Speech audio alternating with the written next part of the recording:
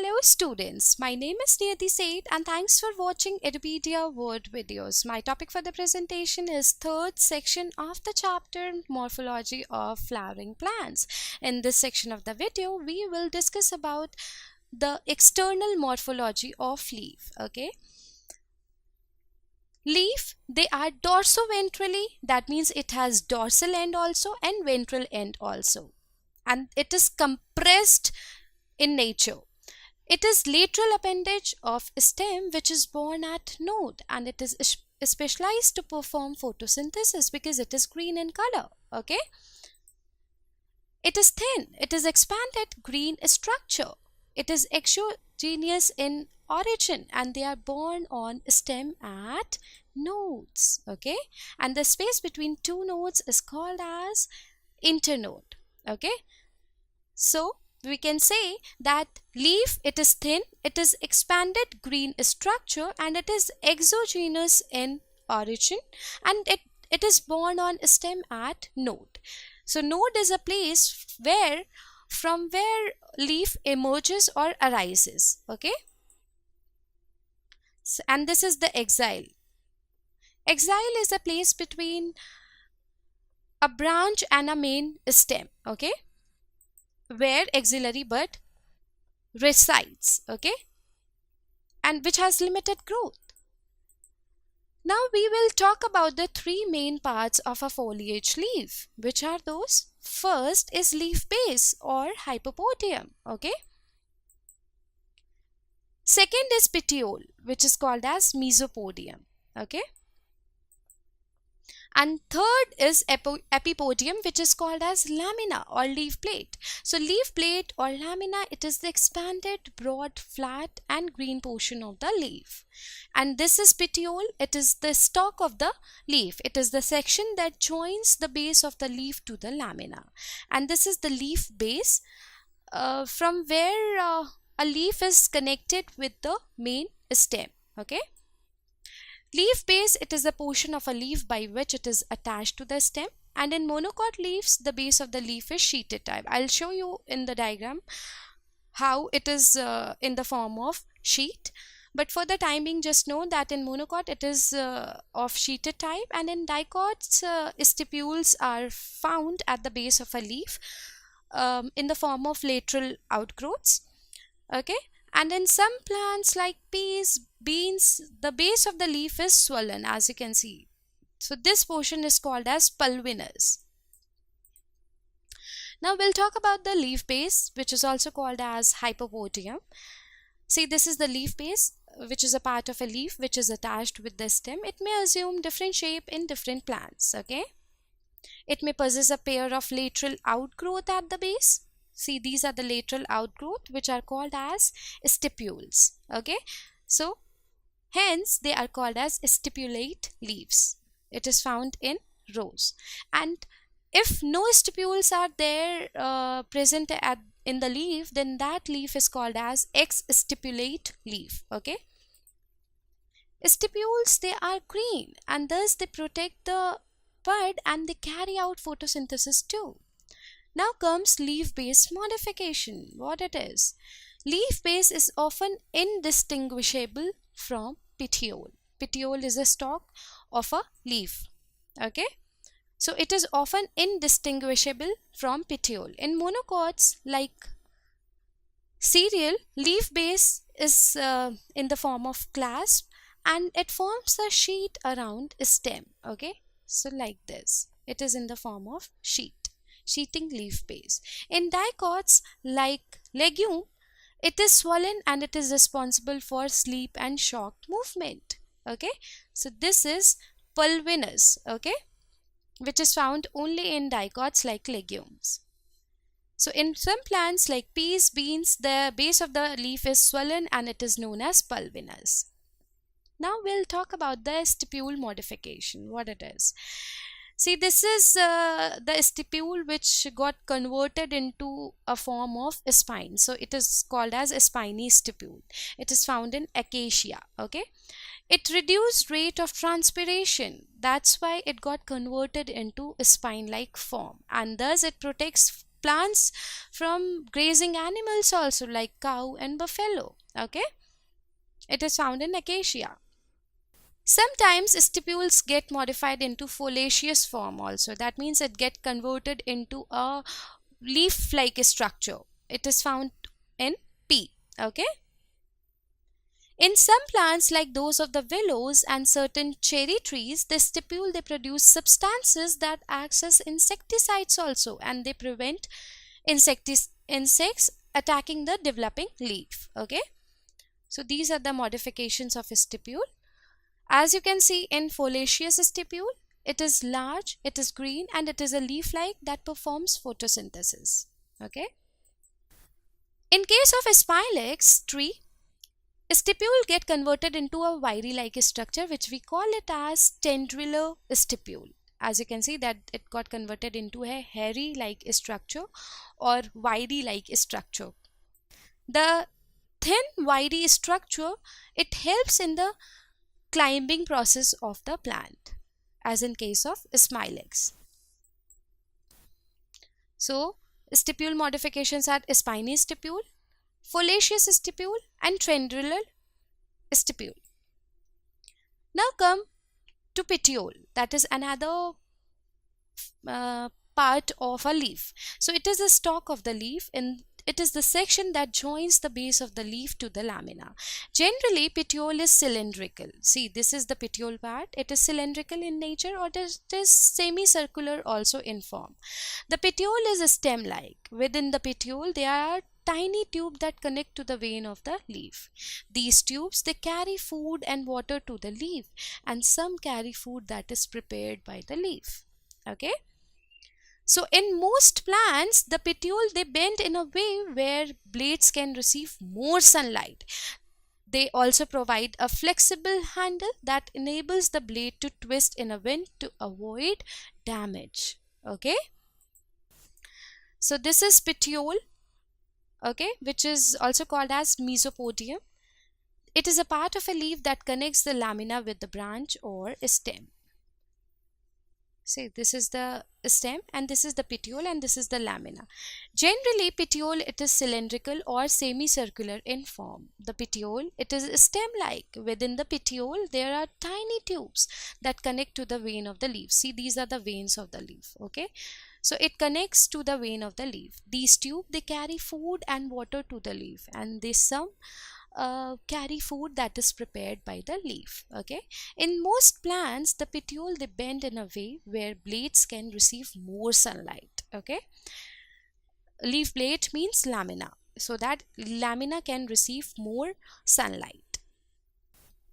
It leaves that possess petiole is called as petiolate leaves. Okay, leaves that do not possess petiole they are called as sessile leaves. See, there is no petiole, but here this is the petiole. Okay, raise the lamina to expose it to the maximum light and air. As I just taught you that in most plants the petiole they bend in a way where blades can receive more sunlight. Okay, it helps in conduction, as I just taught you, that it connects to the vein of the leaf, and these tubes they carry food and water to the leaf, and some carry food that is prepared by leaf. Now comes leaf blade, okay, which is also called as lamina. It is thin, expanded, broad and green portion of the leaf. The process of the photosynthesis occurs in this part of the leaf. It has many food making cells. Please note that. Now comes lamina. See, this is the lamina, which is also called as epipodium.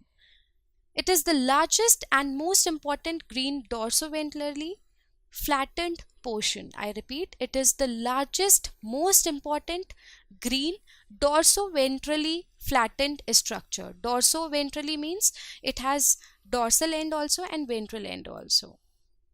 So this is carry out photosynthesis. It helps in gaseous exchange too,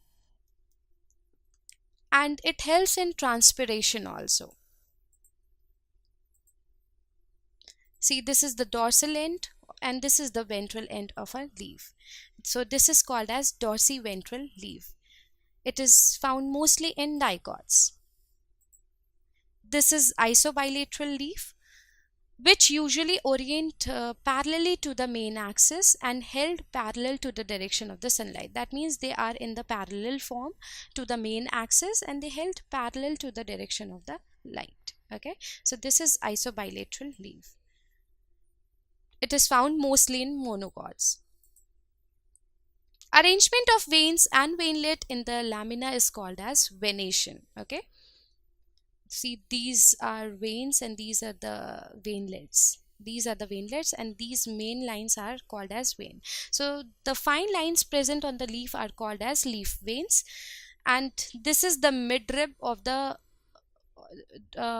leaf, which is a middle prominent vein, and the vein other than the midrib is called as secondary veins. So these are the secondary veins and these are called the veinlets.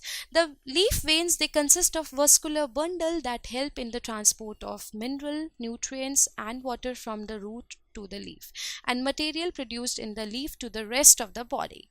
Okay, so veins, they are the conducting strands of lamina. They help in conduction of water, mineral and food. It forms a structural framework of the lamina. Now let's see the type of venation. It is first kind of the venation, and that is reticulate venation. See, this is reticulate venation, which is little complex type. So vein and veinlets, they form network. Mainly found in dicots. It is mainly found in dicots. Okay. First kind of the reticulate venation is unicostate. Okay, as you can see, this is unicostate reticulate venation. It has a single midrib. See, this is the single midrib and secondary veins are these. So this is the midrib and it is unicostate. That means it has only one mid vein. It is found in mango. Then comes multicostate reticulate venation. Two or more prominent veins. That means two or more prominent midrib. See, this is one midrib, this is another midrib, and this is another midrib. So it is multicostate. It could be in the form of converging. See, it is converging here. It could be in the form of diverging. See, it is diverging here. Okay. So this is the apex and this is the base. This is the convergent form of reticulate venation, and this is the divergent form of reticulate venation. Okay, see, example of divergent reticulate venation is castor. So this is multicostate divergent reticulate venation. Okay, and this is gigifus. Gigifus is a example of convergent reticulate venation. Okay, and it is multicostate too because it has more than one midvein. Okay, so there are three midveins, 1, 2 and 3. So this is parallel venation. Okay, veins in lamina, it almost run parallel to one another. Okay, it is mainly found in monocot plants. I'm talking about the parallel venation. Okay, see, this is unicostate. That means all lines are running parallel, and it is found in banana and in case of canna too. Okay, see, there is one midvein and it is unicostate because it has only one midvein. Then comes parallel multicostate.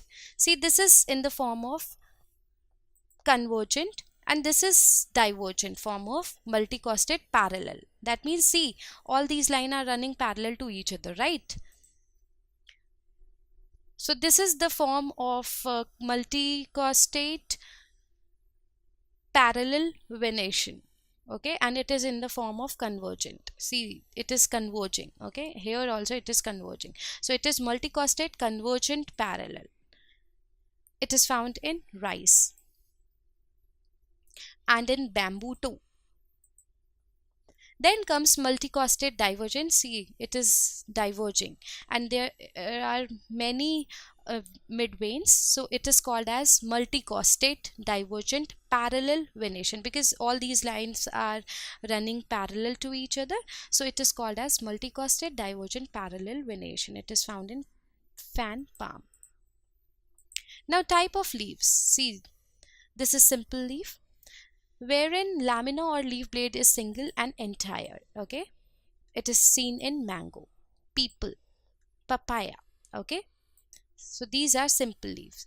Then this is compound leaf. Okay, where many leaves are borne. Okay, lamina or leaf blade, it is divided into segment called leaflets or pinnae. Okay, so these are pinnae. 1 2 3 4 5 6 7. So these are the pinnae of a compound leaf. It is found in rose and bombyx. Now, compound leaves, they are of two types. First is pinnate, and second I'll explain later, but first let's know about what is pinnate compound leaf. So leaflets, they are present laterally on common axis. See, this is the common axis, which we call it as rachis. Okay, this is pinnate form, and this is palmate form, which is in the form of palm like structure. Okay, all leaflets, they are attached at the tip of petiole. See, these are the leaflets that are attached with the tip of a petiole like finger on a palm. Okay, so this is the tip of the petiole wherein all these leaves are attached with. So this is called as palmate. Pinnately compound leaves, they are of four types. Which are those? First is unipinnate. Lamina is divided only once in a pinnate manner. Okay, see, this is midvein, or you can say it is rachis, through which all pinnae are attached with. Okay, so lamina, it is divided only once in a pinnate manner.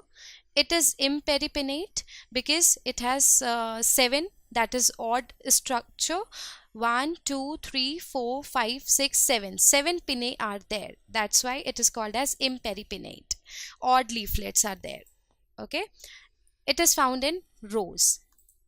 Then comes peripinnate, wherein even leaflets are found. Okay, as in case of tamarind. Okay, then comes pinnately compound leaves. Second is bipinnate. That means lamina is divided twice in a pinnate manner. Okay, like this. It is divided into two forms. One is this, second is this. Okay, it is found in mimosa. Okay, that is touch me not plant. Pinnately compound leaves. Another is tripinnate. Lamina is divided thrice in a pinnate manner. How it is? Let's see. One is this, then like this it divides, and then it divides like this. That means subdivision also takes place in tripinnate. Okay, this is seen in moringa. Then comes pinnately compound leaf. Another is decompound. Let's see what it is. It is divided more than thrice in a pinnate manner. Okay, see, it is, that means nothing is symmetrical in this. This you can see, this type of decompound pinnately compound leaf you can see in coriander, that is dhania, and fennel too. Then comes palmately compound leaf. They are of 5 types. First is unifoliate. It is seen in lemon.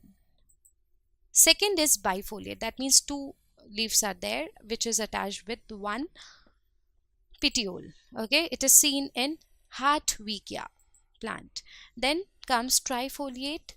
3 leaves are attached with the petiole, 1 petiole. Okay, so it is seen in Belpatra. Then palmately compound leaf, another part is quadrifoliate. That means 4 leaves are attached with the 1 petiole. Okay, it is seen in Paris quadrifolia. And multifoliate leaf, wherein more than 5 leaflets are attached with the one petiole. Okay, so it is found in bombex. Then comes heterophylly.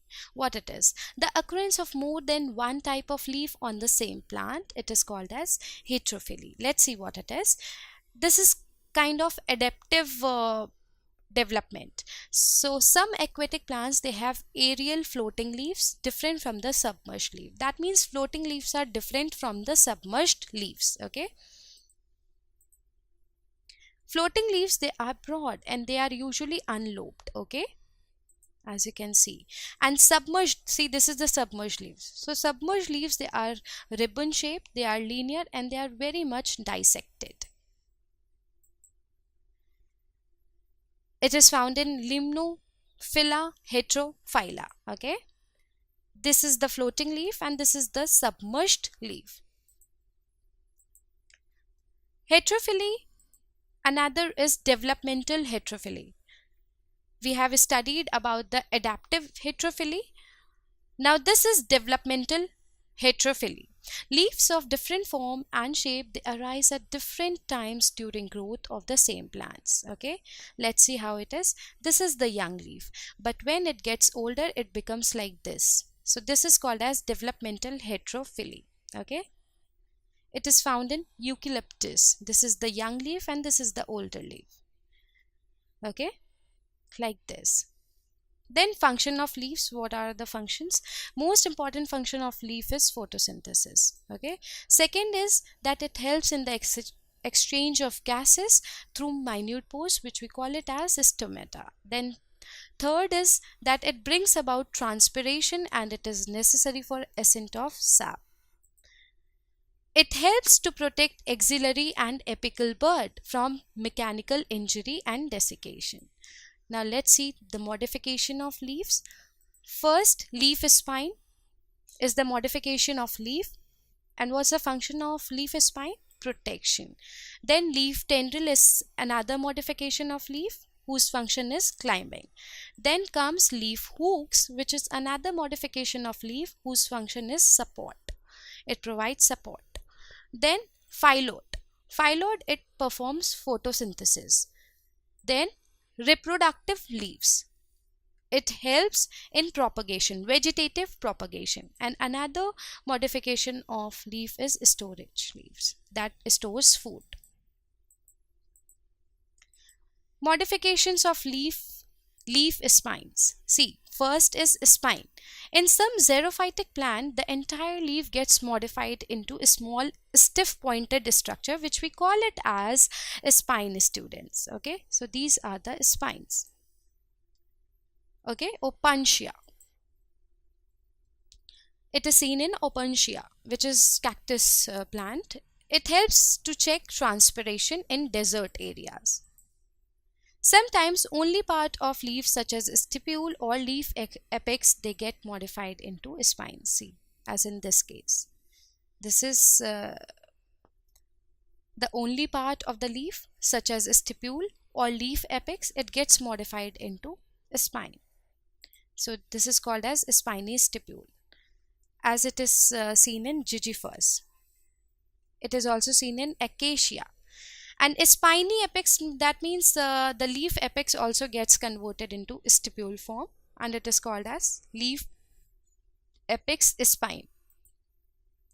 It is seen in agave plant. So these spines, they protect plant from grazing animals like cow and goats. Then leaf tendril, this is another modification of leaf. In plants with weak stem, entire leaf or part of a leaf gets modified into tendril. A tendril, it is elongated, it is thin, it is cylindrical, it is coiled, and it is wiry-like structure. Let's see how it is. Like this. Okay, it is found in Lathyrus odoratus, that is the botanical name of a wild pea plant. Herein, whole leaf got converted into a whole leaf tendril. And this is leaflet tendril, wherein leaflet got converted into tendril, and it is seen in Pisum sativum. This is the botanical name of pea. Another modification is petiolar tendril. That means petiole, that is the stalk of the leaf, it gets converted into a tendrilar form. Okay, like in clematis, like in clematis. Okay, petiolar tendril is seen in clematis plant. Then comes stipular tendril. That means stipule, they get converted into a hairy like structure or tendril like structure, which we call it as stipular tendril. Okay, students, it is seen in smilex. Now comes midrib tendril. That means midrib. See, this is the midrib. It gets converted into a tendrilar form. Nepenthes is the example of midrib tendril. It is an insectivorous plant that attacks insects. Okay. Leaf tip tendril. See, this is the leaf tip which got converted into a tendrilar type form. It is seen in gloriosa. Then another modification is leaf hook. See, this is the leaf hook. In begonia plant, the terminal three leaflets, they got modified into stiff, curved and pointed hooks. Okay, so these are the hooks, okay, which help in the climbing. It is a closer look at the hook. So hooks, they climb to the bark of a tree for support. So begonia is an elegant hook climber. Then comes phyllote. What it is? This is another modification of it. Phyllote is a flat, it is green leaf like petiole and it performs photosynthesis, as you can see in Acacia auriculoformis. Normal leaf is bipinnately compound and it falls off soon. Petiole, it turns into a phyllote to reduce transpiration. Okay. Then another modification is reproductive leaf. That means, see, these are the reproductive part of this leaf. That's why it is called as reproductive leaf, and these part, they help in the vegetative propagation also. That means if these birds, they get fall off, if they fall off from the main leaf, then they have the ability to generate new plant. So leaf margin of such plants, they produce adventitious bud which participate in vegetative propagation. Okay, it is seen in Bryophyllum. Now storage leaf. See, these are the storage leaf. This is an example of onion and this is aloe vera. So these are the scaly leaves that stores the food. That's why it is called as a storage leaf. And in case of aloe vera, fleshy leaves of aloe vera, they store water, mucilage and food. Now comes phyllotaxy. What it is? Arrangement of leaf on the stem and branches in some definite manner. It provides sufficient light to all leaves. First, there are the three types. First is alternate, second is opposite, and third is hold. So first we will study about the alternate. See, one leaf is born at this node, one leaf is born at this node, so it is in the form of alternate manner. So a single leaf is born at each node. Leaves of adjacent node, it roughly lies towards the opposite end. So this is one end, this is another. Okay, so this is called as alternate form and it is found in sunflower and mango. Then comes opposite. Opposite is another type of it. So two leaves, they are born at each node, students. That means this is the node and two leaves, they are born at one node. Okay, so this is opposite dicostate. Now what it is? One pair of the leaf is placed at the right angle to the next or the lower pair of the leaf. See, this is one leaf and this is another leaf. So one leaf is here and one leaf is at the backer side. Okay, so this form is called as opposite dicostate, that they are in the form of, see, one pair is like this, then one pair is like this. It is an adaptive modification through which every leaf gets proper sunlight. Okay, so it is found in Calotropis and Ocimum. Then comes opposite superposed. That means all leaves pairs, they are superimposed above each other, and all pairs of leaf on the stem, they are arranged one above the other. Okay, like in case of guava and jamun too. Then comes hold. This is another type. More than two leaves, they are born at each node. See, many leaves are born at one node. Okay, so that's why it is called as hold modification. So the leaves then form a hold like this, and it is found in Nerium.